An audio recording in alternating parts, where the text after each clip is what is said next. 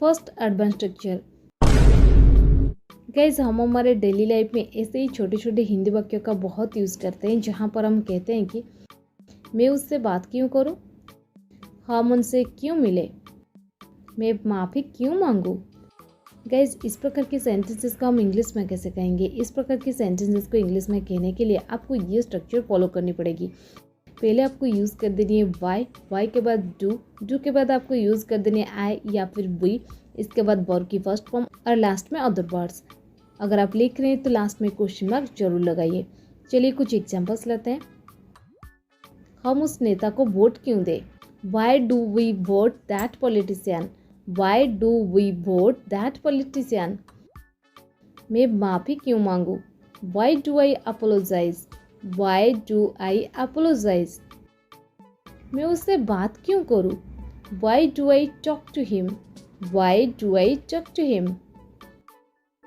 हम उनसे क्यों मिले? Why do we meet them? Why do we meet them? मैं तुम्हें क्यों बताऊं? Why do I tell you? Why do I tell you? Second advance structure. कोई फायदा नहीं है ऐसी दौलत का, कोई फायदा नहीं थी ऐसी बातों का, कोई फायदा नहीं है ऐसे दोस्तों का।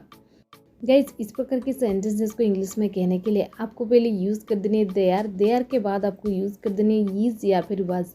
प्रेजेंट के लिए ईज और पास्ट के लिए वाज। इसके बाद आपको यूज़ कर देने नो यूज ऑफ, इसके बाद सच के बाद object.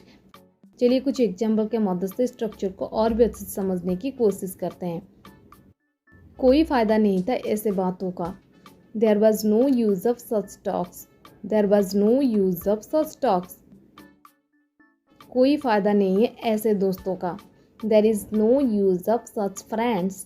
There is no use of such friends. कोई फायदा नहीं है ऐसी जिंदगी का।